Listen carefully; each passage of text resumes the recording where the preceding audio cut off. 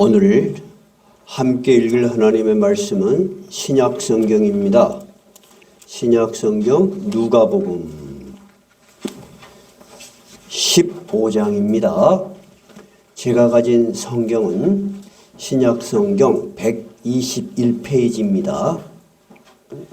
신약 121페이지 누가복음 15장 1절에서부터 7절까지 같이 읽도록 하겠습니다. 같이 읽겠습니다. 모든 세리와 죄인들이 말씀을 들으러 가까이 나오니 바리새인과 서기관들이 수군거려 이르되 이 사람이 죄인을 영접하고 음식을 같이 먹는다 하더라. 예수께서 그들에게 이 비유로 이르시되 너희 중에 어떤 사람이 양 100마리가 있는데 그 중에 하나를 잃으면 99마리를 들에 두고 그 잃은 것을 찾아내기까지 찾아다니지 아니하겠느냐. 또 찾아낸 즉 즐거워 어깨에 메고 집에 와서 그 벗과 이웃을 불러 모으고 말하되 나와 함께 즐기자. 나의 잃은 양을 찾아내었노라 하리라. 내가 너희에게 이르노니 이와 같이 죄인 한 사람이 회개하면 하늘에서는 회개할 것 없는 의인 99으로 말미암아 기뻐하는 것보다 더하리라. 아멘. 우리가 사랑하는 가족들이나 또 가까운 친구들에게 전도를 합니다. 어떤 내용으로 전도 보통 하시죠? 우리 함께 교회 나갑시다. 또는 우리 예수 믿고 구원받읍시다. 이렇게 이야기를 합니다. 그러면 그 전도를 받는 사람들의 반응은 크게 보면은 한 세 가지로 나눕니다. 첫째는 어떤 반응을 보입니까? 좀 싫어하죠? 좀 싫어하면서 아예 그 자리에서 거절합니다. 저한테 앞으로 예수 믿자 하는 말 하지 마세요. 그럼 굉장히 좀 민망스러우시죠? 그래요. 두 번째는 어떤 반응을 합니까? 그래도 저의 체면을 생각해서 또 그동안에 알고 지내던 사람인 경우에는 신앙생활 하는 거 좋지요. 근데 지금은 제가 할 일이 많아서 다음에 좀 천천히 생각해 보겠습니다. 이렇게 말을 하면 그래도 어색하지는 않지만 더 할 말이 없습니다. 근데 세 번째 사람은 이렇게 반응을 하는 사람이 있습니다. 어떻게 반응하는 사람이 있냐면은 예수를 믿으면 뭐가 좋아요? 교회 나가면 뭐가 달라지나요? 이렇게 반응을 하는 사람이 있어요. 그러면 그 사람의 질문에 우리가 대답을 해줘야 되는데 막상 그렇게 저에게 반응을 해오면 뭐라고 말하기가 좀 어렵습니다. 그러죠? 그리고 그분이 어떤 의도로 말했든 진짜 관심이 있어서 그랬든 아니면 그냥 이 분위기상 그렇게 했든 내가 대답해 줄 말을 길게 하기가 굉장히 어려워요. 전도 왔는데 어떤 사람이 붙들고 막 20분, 30분 말하기가 거의 어려운 상황이잖아. 그죠, 여러분? 그것이 여러분이 전도를 할 때 부딪히는 상황들이에요. 그래서 우리는 이런 준비를 해야 돼요. 누가 만약에 나에게 거절하지 않고 예수를 믿으면 뭐가 좋아요?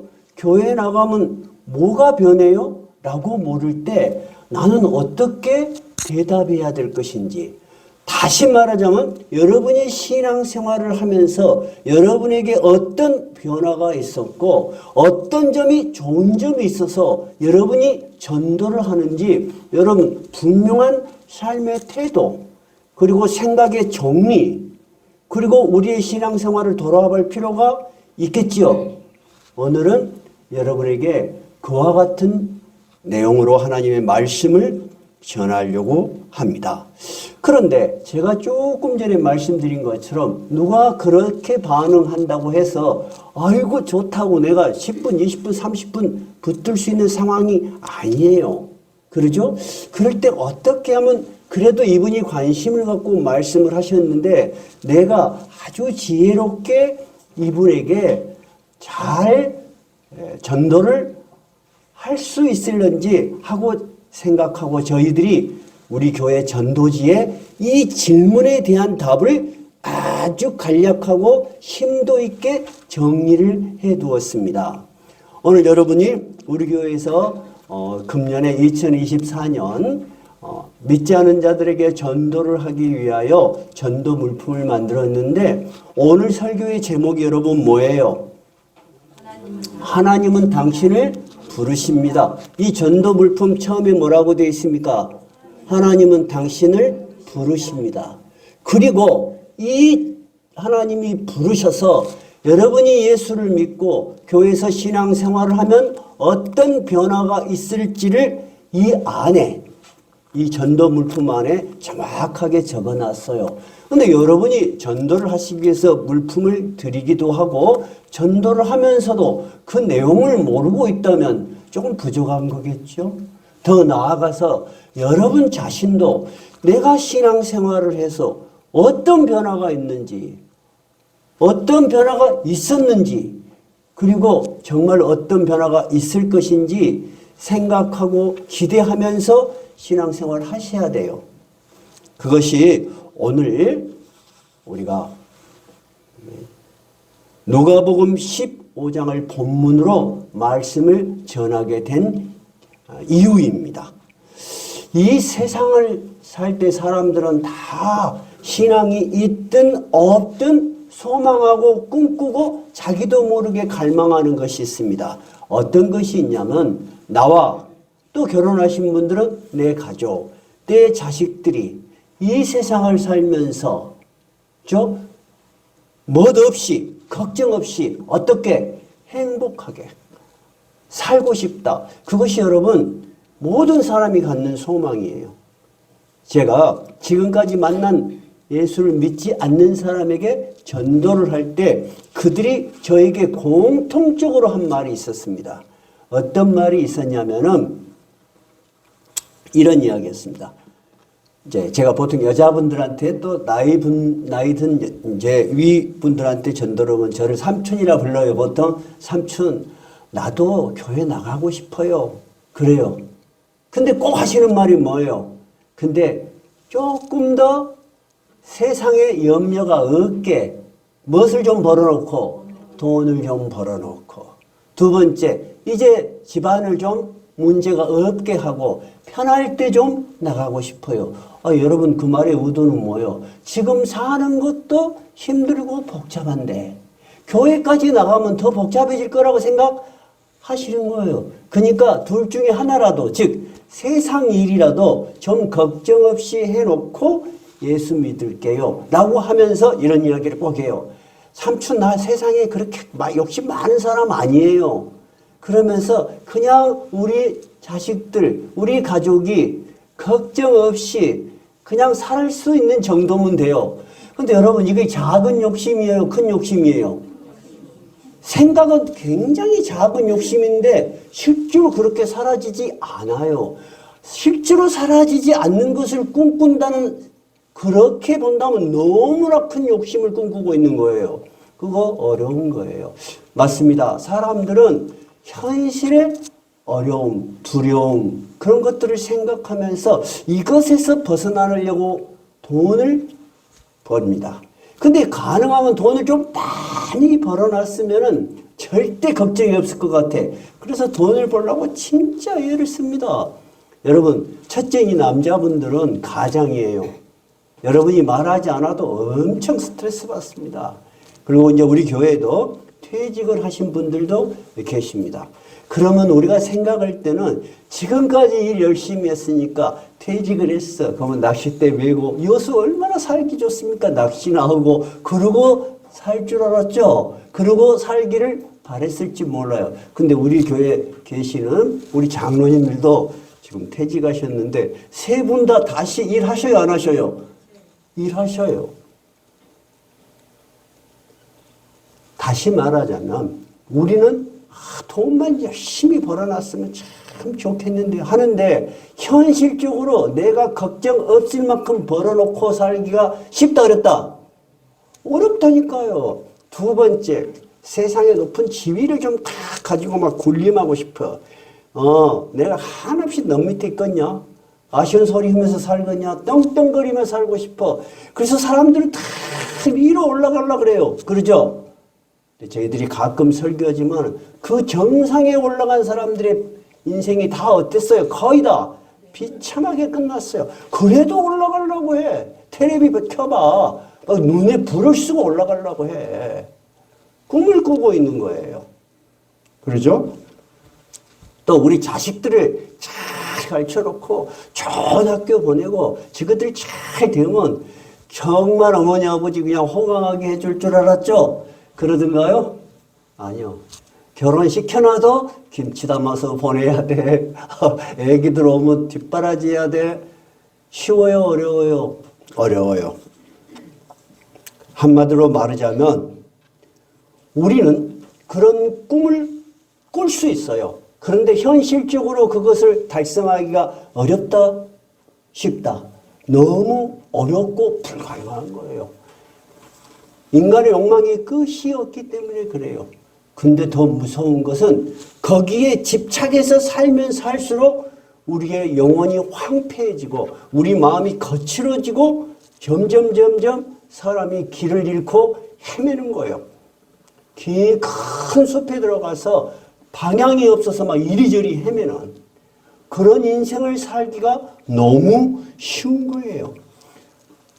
그러다가 우리가 어느덧 보니까 은퇴할 때가 되고 더 나이가 들어서 요양원에 갈 때가 되고 이제 기도를 하기가 어려울 시간이 와요, 안 와요? 오잖아요. 우리 부모님들 중에 그런 분들도 지금 계시잖아요. 그런 부모를 바라보는 자식의 마음이 어때요? 너무 슬퍼요. 왜 슬퍼요? 우리 부모님이 절이 되셨다는 것도 슬프지만 나도 저렇게 되겠구나 하는 생각 때문에 우리는 너무 슬픈 거예요.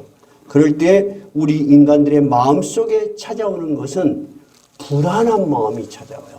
살아가는 과정도 너무 불안했지만 그런 모습을 보고 내가 그렇게 될 것 같은 생각에 더 불안한 거예요. 그리고 허무한 거예요. 그리고 그것을 못 이기면 결국은 어떻게 되는 거예요? 절망에 빠지는 거예요. 그래서 우리 인간이 살아가면서 이런 모습이 우리가 실제로 소망하는 인간의 모습은 그런 것이 아니었는데 우리는 우리의 기대하고는 다르게 우리에게 남는 것, 우리의 실제 삶에서 남는 것은 불안, 허무, 좌절, 절망이 우리를 더 많이 엄습해 오는 거예요. 이것이 여러분 인간의 실제의 모습이에요. 그래서 인간의 이 실제의 모습에 관심을 갖고 깊이 연구한 철학이 실존주의 철학입니다. 실존주의 철학은 인간을 낭만적으로 보지 않고 인간에 있는 삶 그대로를 들여다보면서 이 인간들이 지금 어떤 상황에 있는 것인가 하고 깊이 연구한 철학이기 때문에 굉장히 인류의 역사상 큰 영향을 주었습니다. 그런데 실존주의 철학자들은 이 인간들이 갖는 공통점이 뭐냐? 불안과 절망이라고 규정을 했어요.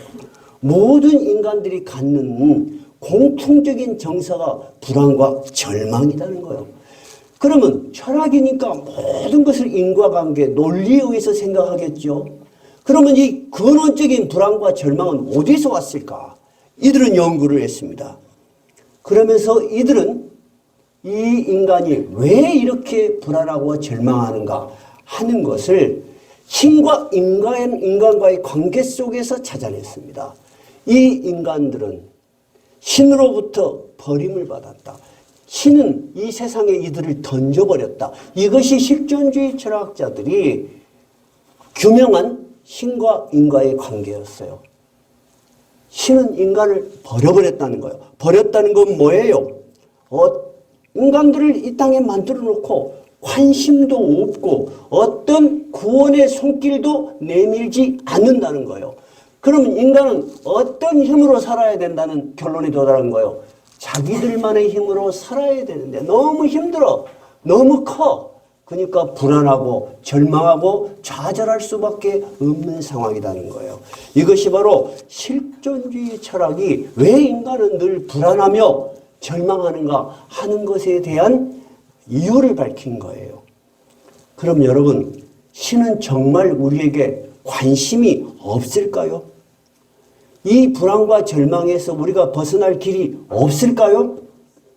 여러분, 그렇지 않습니다. 오늘 성경 본문에서 예수님께서는 어떻게 이야기했어요? 양이 100마리가 있었어요. 그래서 들판에 가서 목양을 했어요. 근데 양 한 마리가 이 목자의 말을 따르지 않고 자기가 가고 싶은 대로 가버렸어요. 따르지 않고 등을 돌리고 지가 놀고 싶은 데 가서 논 거예요. 근데 보니까 목자가 보니까 양을 이제 다 집으로 데리고 가야 돼요.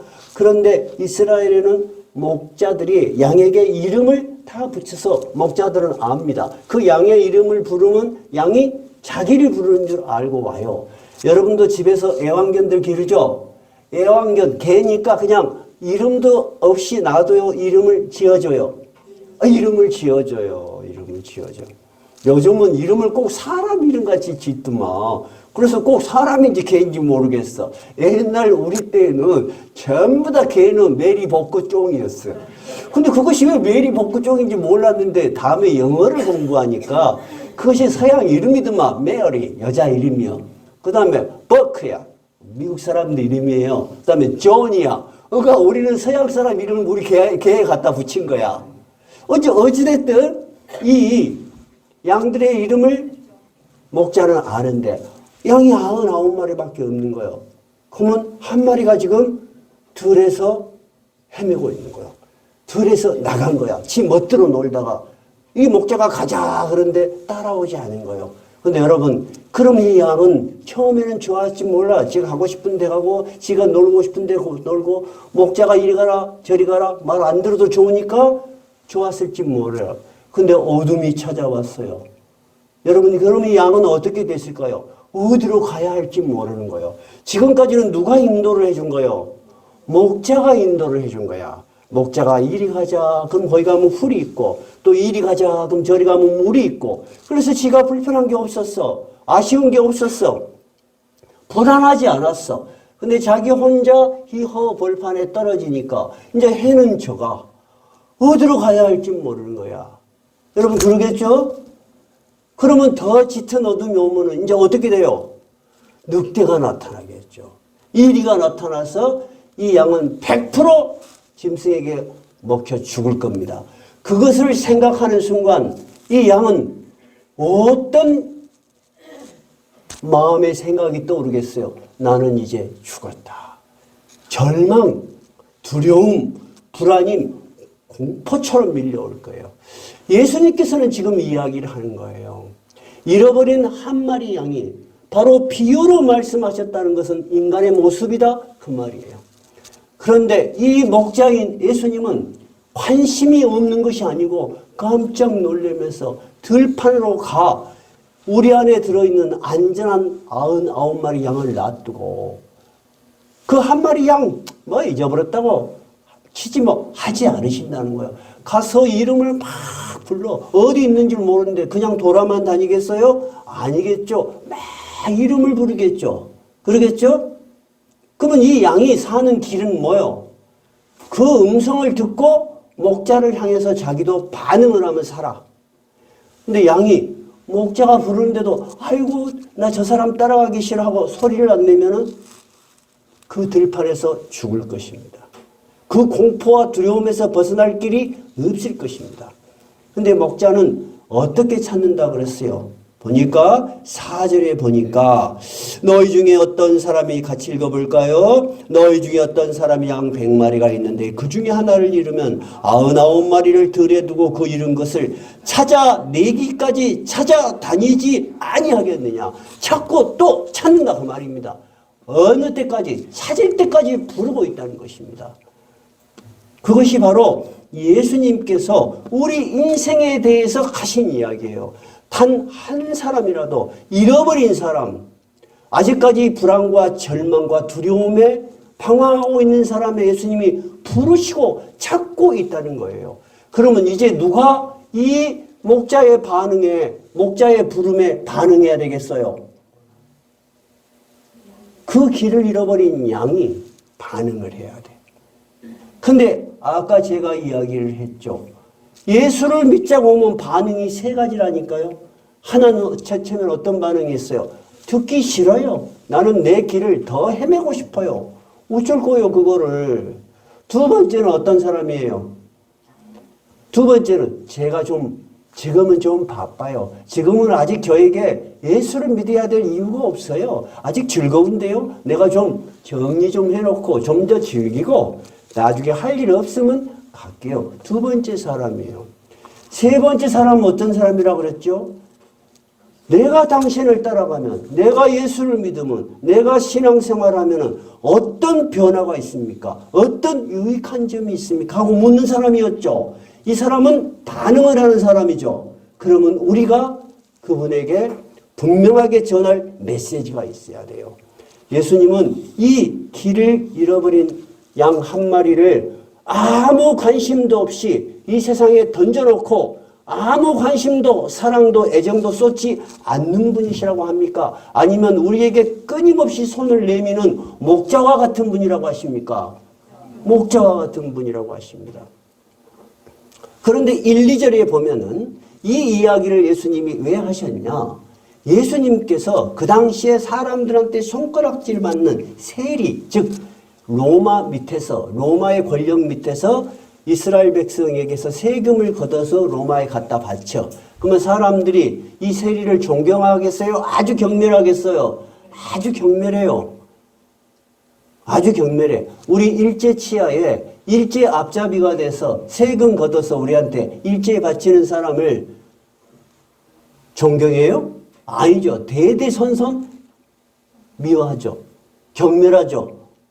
세리, 그 다음에 그 당시에 아주 천대받는 가까이 할 수 없는 그런 생활을 하는 죄인들. 예수님이 이런 사람들하고 무엇을 하고 있으냐. 모든 세리와 죄인들이 1절입니다. 말씀을 들으러, 예수님의 말씀을 들으러 막 가까이 오는 거야. 그러니까 2절에 그 당시에 아주 자기가 수준이 높고 종교적 계율에 따라서 도덕적인 삶을 살고 있다는 바리새인과 서기관들이 자기들끼리 수군거린 거야. 아이고 저 예수라는 사람이 소문은 그럴듯하게 좋게 놨더구만. 저 형편없는 것들하고 같이 어울려 다니면서 밥도 먹고 그런다며. 저런 것들이나 되니까 교회 나가지. 저런 것들이나 되니까 예수 믿으러 가지. 하고 흉을 봤다는 것입니다. 그런데 예수님이 하신 말씀이 뭐예요?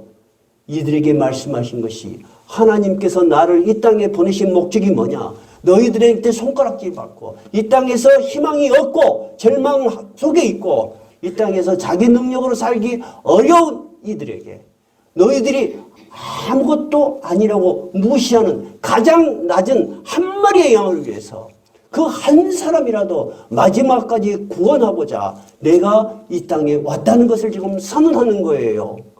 99마리 정말로 도덕적으로 흥겨롭고 하나님 앞에 그런대로 자랑할 만한 삶을 산 사람보다도 그렇게 살지 못하고 들에서 헤매고 방황하고 길을 잃은 사람을 위해서 내가 그를 찾을 때까지 찾겠다는 거야. 그래서 찾으면 어떡해? 아, 이 새끼 말 안 듣는 놈 인제 왔네 하고 끌고 오는 게 아니라 너무 좋아서 어깨에 메고 집으로 돌아와서 내가 이 잃어버린 양을 찾으려고 얼마나 헤맸는데 뒤엎고 찾았다고 큰 잔치를 베푼다는 거예요. 여러분, 실존주의에서 말하는 신과 인간의 관계와 성경에서 말하는 신과 인간의 관계, 여러분은 어떤 신을 따르겠습니까? 분명히 전자예요, 후자예요? 후자예요. 근데 사람들은 후자의 하나님이 분명하게 당신들에게 유익하고 선하심에도 불구하고 아직도 신이 어디가 있어 하고 스스로 하나님으로부터 등 돌리고 살고 있는 거예요. 하나님의 부르심에 귀를 막는 거예요. 하나님의 부르심을 코웃음 치는 거예요. 여러분은 전부 하나님의 부르심에 반응한 사람들이에요. 그러면 이 복은 누구에게 있는 거예요? 하나님 자신에게 있는 것이 아니고 여러분에게 있는 거예요. 이 기쁨은 하나님에게도 있는 거예요. 오늘 우리가 지금 하나님께 예배를 드리면 하나님께 기쁨이고 영광이 되는 거예요. 우리가 하나님께 뭐를 많이 해드리고 뭐를 많이 바치고 뭐를 많이 희생해서 하나님이 받으셔서 너무 좋다. 그것은 여러분 세상적인 관점이에요. 하나님은 정말 들을 헤매고 방황하던 어떤 한 사람이 와서 내가 당신께 비로소 찾아왔습니다. 내가 당신께 와서 제가 안식을 얻습니다. 제가 왜 이렇게 늦게 왔는지 모르겠습니다. 라고 여러분이 하나님을 찾아올 때 하나님은 너무 기뻐하시는 거예요. 하나님 나라에서는 잔치가 벌어지는 거예요. 그러면 여러분 우리가 구체적으로 이런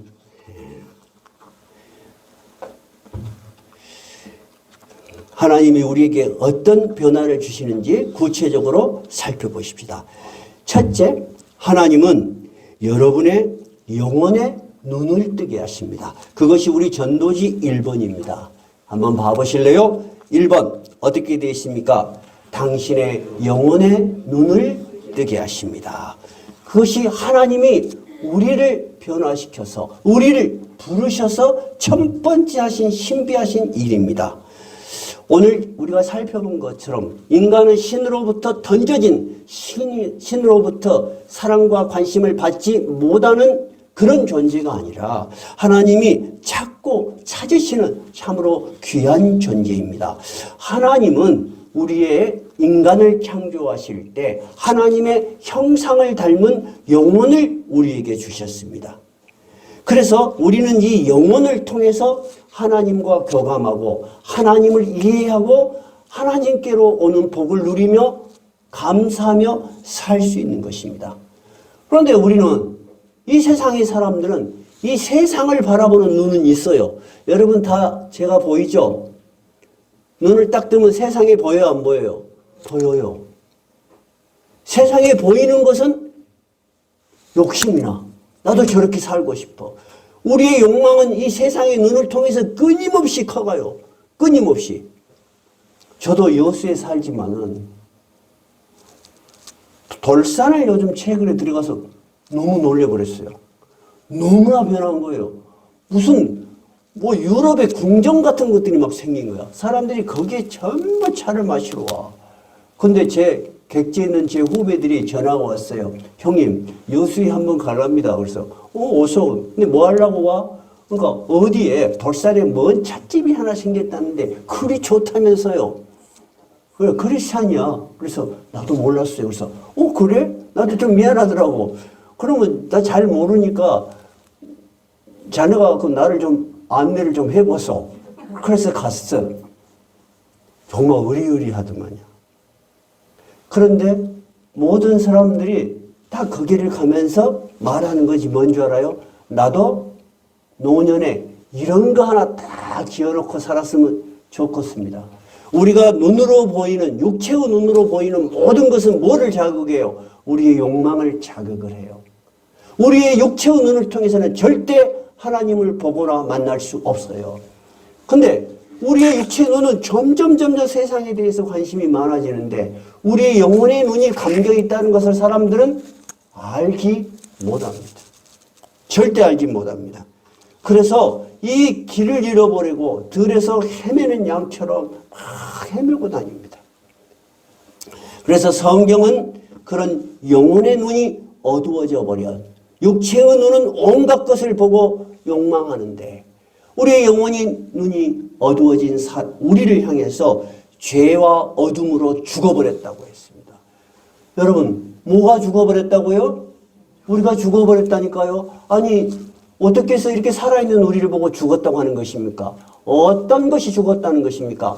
하나님을 아는 영혼의 세계가 죽어버렸다는 것입니다. 그러나 여러분, 이 영혼의 눈이 다시 뜨이는 방법이 있습니다.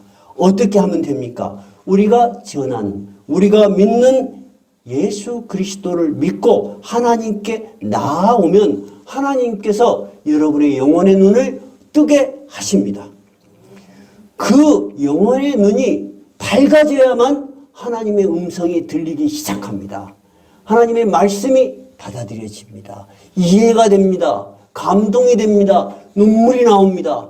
그래도 매주 교회에 안 가는 날이 있을지라도 교회에 가고 싶은 마음이 생깁니다. 그리고 왠지 안 나오는 그 주는 마음이 어둡습니다. 여러분 그래요, 안 그래요? 그것은 영혼의 눈이 여러분이 밝아졌다는 것입니다. 영혼의 눈이 뜨여졌다는 것입니다. 그렇게 해서 우리가 하나님을 다시 만나는 것이 여러분 신비한 일입니다. 예수 그리스도를 믿고 새롭게 사는 것, 그 하나님께 돌아가 비로소 편안함과 안식을 얻는 것, 그것이 바로 기독교에서 말하는 구원이라는 것입니다. 여러분, 구원이라는 것을 설명하기가 얼마나 난해한 것입니까? 근데 이제 구원의 의미를 알겠습니까? 비로소 우리는 하나님이 내미는 손을 잡을 수 있고 하나님이 말하는 음성을 들을 수 있는 것입니다. 젊은 날 방탕하게 살다 정말로 어머니의 마음을 괴롭혔어요. 그러나 후에 어머니의 간절한 기도로 하나님께 돌아온 한 탕자가 있었습니다. 그 사람의 이름이 성 어거스틴입니다. 또는 아우구스투스라고도 합니다. 어거스틴이 쓴 세계적인 고전, 고백록, 참회록 책이 있습니다. 그 책에 보면은 어거스틴은 이렇게 기록했습니다. 우리의 마음은 하나님 안에서 영원한 안식을 얻기 전에는 편안할 날이 없다. 그것이 여러분 전도지 1번에 있는 내용입니다. 전도지 1번에 그것이 기록되어 있어요. 그래서 목회자가 왜 1번에 이것을 기록했는가? 왜 15년 전에 교회를 개척 처음 시작하면서 이 전도지를 만들면서 1번에 그것을 실었는가? 저 역시 하나님을 진정으로 알기 전에는, 영혼의 눈이 뜨이기 전에는 불안하고 끊임없는 인간의 목표를 향해서 달려가는 의지는 강했는데 한 번도 나의 삶이 편안함이 안 왔다. 나는 늘 불안한 속에 살았다고 나는 고백하는 거예요. 그러면 여러분 두 번째는 뭐라고 되어 있는가요? 2번은 뭐라고 되어 있죠? 어둠에서 빛으로. 또 뭐라고 되어 있어요? 어둠에서 빛으로 여러분을 옮기게 합니다. 그렇습니다. 두 번째, 우리가 하나님께 나옵니다. 그런데 하나님의 말씀을 들으면 여러분의 영혼이 어둠에서 빛으로 옮기게 됩니다. 여러분, 어둠이 뭡니까? 어둠이 뭐지? 하고 설명을 하려면 설명할 말이 없어요. 어둠이 뭐예요? 깜깜한 거예요. 그것은 사전에 나와 있는 게 아닙니다. 여러분, 어둠의 사전적 정의가 뭡니까? 빛이 없음입니다. 그러면 여러분, 어둠이 내 마음속에 있는 어둠, 분노, 미움, 모든 어두운 정서가 물러가려면 우리 안에 뭐가 들어와야 됩니까? 빛이 들어가야 됩니다. 하나님의 말씀은 내 발의 등이요 내 길의 빛이니이다. 여러분, 하나님의 말씀은 인간에 있는 좋은 이야기하고 다릅니다. 제가 요즘 TV를 켜면은 유명 강사들이 좋은 그런 그 인생 상담도 해주고 또 그 심리적인 또 이야기도 하고 그래요. 그래서 유명 강사가 온다면 막 많이 따라가요. 여러분 그런 프로들 보셨죠?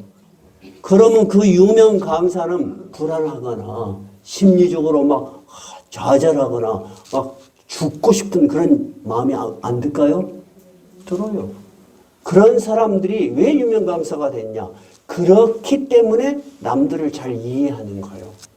그런데 하나님의 말씀은 여러분, 우리가 아닌 초월자이신 하나님께서 이 땅에 사는 우리를 위하여 들려주신 말씀이에요. 이 세상이 책이 생긴 이래로, 우리가 문자를 읽을 수 있는 이래로 가장 많이 읽히고 팔린 책이 뭐예요? 성경입니다. 그런데 여러분, 왜 성경에 있는 말씀을 귀하게 생각하지 않으십니까? 이 세상에 있는 어떤 책보다요, 어떤 소설보다요, 어떤 명언보다요, 하나님의 말씀이 가장 위대한 힘이 있습니다. 왜? 그 말씀 안에는 빛이 있기 때문입니다. 어둠에서 빛으로 옮기는 능력이 있기 때문입니다. 여러분이 왜 신앙생활을 해야 하냐고요? 왜 교회 나오냐고요? 여러분 안에 수시로 찾아오는 어둠을 물리치는 힘이 이 하나님 말씀 안에 있기 때문입니다. 그래서 여러분은 항상 이 하나님의 말씀에 귀를 기울여야 되는 겁니다. 사도행전 26장 18절에서 바울 사도에게 하나님께서 이 복음을 전하라 하는 사명을 주시면서 어떻게 이야기를 했냐면 네가 복음을 전함으로 사람들의 눈을 뜨게 하여 어둠에서 빛으로 사단의 권세에서 하나님 나라로 돌아오게 하라. 이것이 여러분 하나님 말씀 안에 있는 능력이고 우리가 남에게 전도를 해야 될 이유인 것입니다. 그리고 여러분들이 이 전도를 받아들이고 예수를 믿어야 될 이유인 것입니다. 우리가 신앙생활을 시작하면은 우리는 어디에서 어디로 옮긴다고요? 어둠에서 빛으로 옮기는 것입니다. 두 번째, 사단의 권세, 악한 영이 확 사로잡았던 그곳에서 하나님의 나라, 하나님이 다스리는 나라로 우리의 심령이 옮겨가게 되는 것입니다. 여러분, 하나님의 말씀은 그런 능력이 있는 것입니다. 그렇기 때문에 우리는 전도를 하는 것이고 우리의 전도를 받는 분들이 예수를 받아들이고 신앙생활을 하면 그런 복을 누리게 되는 것입니다. 세 번째는 뭐라고 기록되어 있습니까? 새로운 생명, 새로운 삶을 줍니다. 여러분, 사람이 한번 태어나면은 마지막에는 죽죠. 근데 생명이 또 있다는 거예요. 새롭게 태어난다는 거예요. 그것이 바로 세 번째, 예수님은 우리에게 새로운 생명, 새로운 삶을 줍니다. 하나님은 눈에 보이지 않는 영적 존재입니다. 아무리 과학이 발달을 해도 우리의 지혜나 우리의 능력으로 하나님의 존재를 증명하거나 밝힐 수 없습니다, 여러분. 그런 노력할 필요 없어요. 그런 말 기울일 필요 없어요.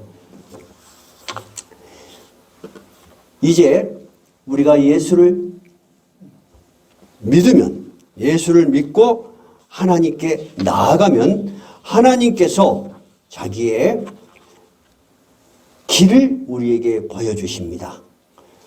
요한복음 14장 6절에 있는 말씀입니다. 예수님께서 제자들에게 말씀하십니다.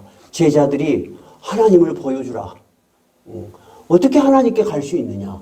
그러니까 예수님께서 이렇게 이야기를 합니다. 나는 길이요 진리요 생명이니 나로 말미암지 않고는 아버지께 나아갈 수 없으리라. 여러분, 하나님을 보고 싶으십니까? 하나님께 나아가고 싶습니까?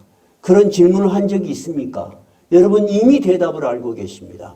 오직 예수 그리스도를 믿는 것. 나는 길이요 진리요 생명이니 나를 통하지 않고는 하나님께 나아갈 수 없느니라. 우리는 하나님께 나아가는 길을 너무나 잘 알고 있습니다. 여러분, 하나님께 나아가는 것이 새롭게 사는 길입니다. 여러분, 길이라는 것은 무엇입니까? 여러분, 길이 뭐죠? 길은 목표 지점까지 가는 과정을 이야기합니다. 우리가 그 과정, 그 목표 지점까지 가는 모든 삶의 태도, 모든 삶의 과정을 길이라고 하는 겁니다. 맞죠? 여러분, 분명히 맞죠? 그럼 우리가 예수를 믿고 살아가면 누구에게 나아가는 삶의 자세로 살아가는 것입니까? 하나님께 나아가는 길을 지금 살아가고 있는 것입니다. 비록 오늘 여러분이 힘들고, 비록 오늘 여러분이 신앙에 힘이 없고, 오늘 비록 여러분이 교회를 못 나왔다 할지라도 예수님을 굳게 붙들고 한 걸음 한 걸음 나아가면 결국 여러분은 어디에 도달합니까? 하나님이 준비하신 하나님의 나라에 도달하는 것입니다. 그 생각이 여러분을 변화시키는 것입니다.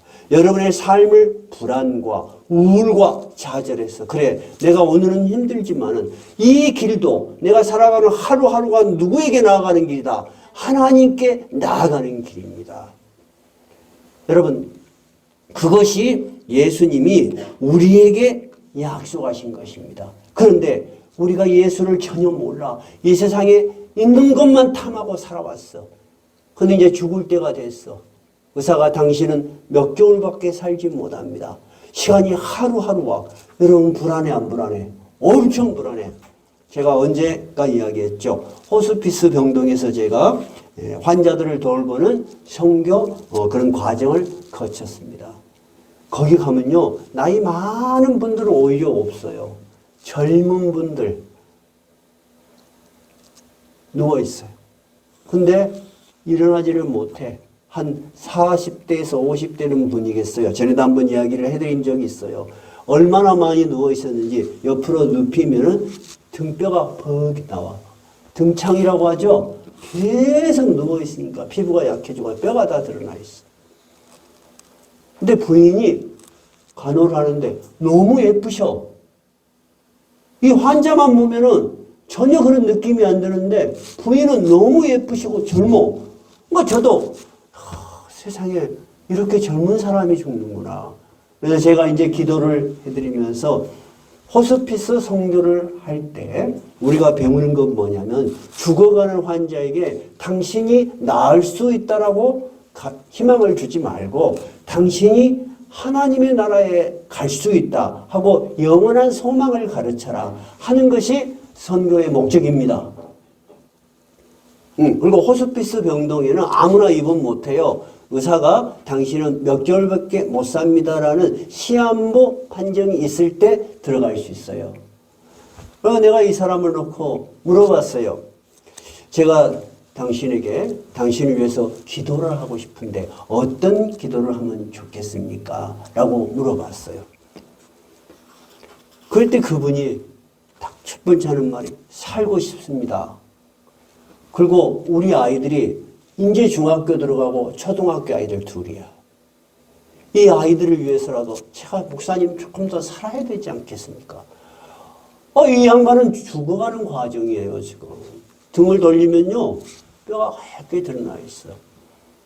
그리고 우리가 이렇게 자기 부인이 이렇게 등을 돌리려면 당신 하지 마라 그래. 우리 보고 해주라 그래.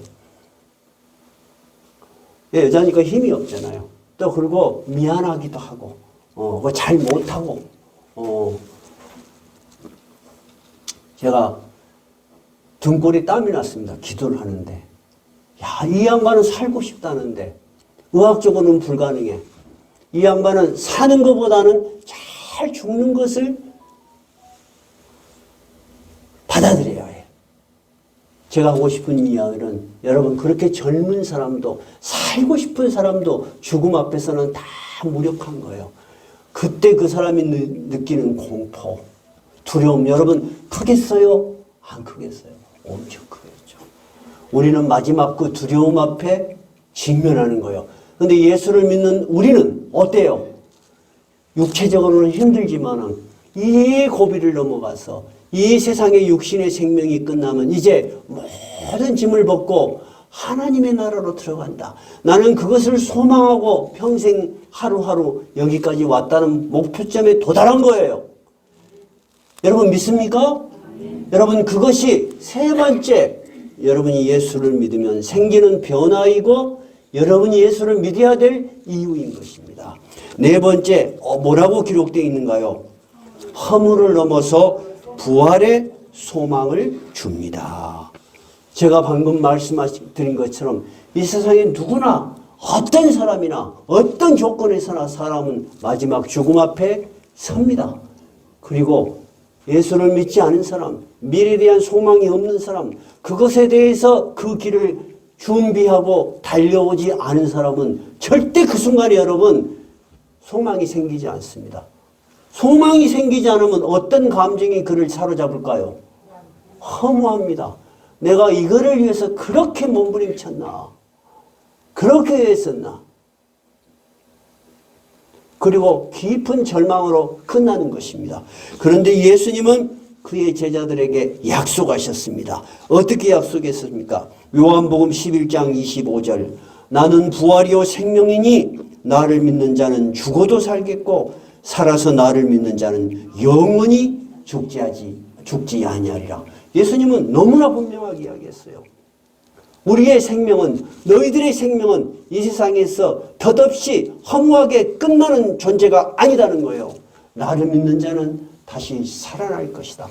예수님께서는 그렇게 말씀만 하신 것이 아니고 약속처럼 3일 만에 부활하셨습니다. 이 세상에 어떤 위대한 성인치고 무덤이 없는 사람은 없습니다. 예수님의 무덤은 이 세상에 없습니다. 왜? 무덤 안에 계시지 않기 때문입니다. 부활하셨기 때문입니다. 그러면서 내가 부활의 첫 열매요. 내가 부활했듯이 너희들도 부활할 것이다. 그럼 우리는 이 세상에 죽을 때 우리의 영혼은 하나님의 나라로 가는 것입니다.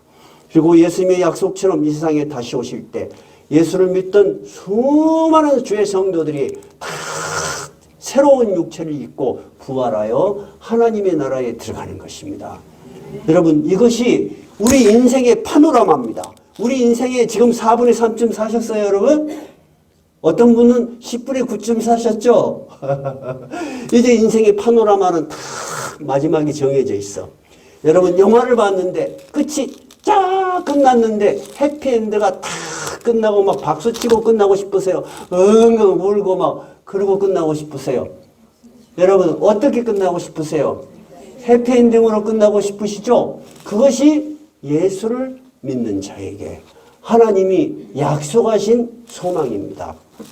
오늘 저희들이 이 전도지를 만들면서 우리를 위해서 오늘은 설교한 게 아닙니다. 이 설교는 녹화가 되어서 우리가 전하는 분들이 관심 있는 분들에게 여러분이 다 영상을 보낼 수 있게 제작되고 있습니다. 그럼 여러분 이 긴 이야기를 여러분이 해주시기 어려울 수 있지 않겠어요? 그러면 여러분이 해줄 수 있는 건 뭐예요? 나는 예수 믿고 어떻게 변했고 나에게는 어떤 소망이 있다는 간략한 말씀만 하시면 돼요. 그리고 이 전도지 안에 내가 감동받은 많은 이야기들이 있다. 한번 꼭 들어봐라. 그러면 사람들은요 관심이 있어요, 여러분. 사람들은 관심이 없는 게 아니에요. 우리는 영혼을 가진 하나님의 창조된 귀한 존재입니다. 그래서 늘 관심은 있지만 영혼의 눈이 감겨져 버린 거야. 세상의 눈은 이렇게 커졌어. 모든 욕망은 밖에 있는데 정말 자기에게 닥칠 영원한 것들에 대해서는 문이 닫혀버렸어. 그런데 누가 그런 말을 하면은 언젠가 관심이 생겨. 그런데 여러분이 유튜브를 다 보내드렸어.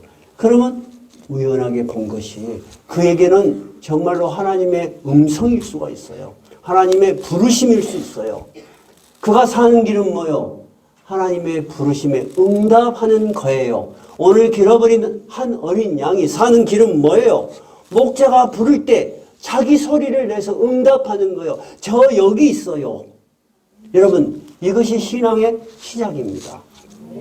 우리가 예수를 믿는 것은 여러분, 이 세상에 줄 수 없는 것을 믿고 있는 거예요. 이 세상에 줄 수 없는 변화 속에 여러분은 들어온 거예요. 이 세상은 여러분에게 약속할 수 없는 영원한 생명과 소망을 여러분은 소유한 복된 사람들입니다. 우리가 전도하는 사람들도 이런 복된 시작이 되기를 진심으로 바랍니다. 찬송가 528장입니다.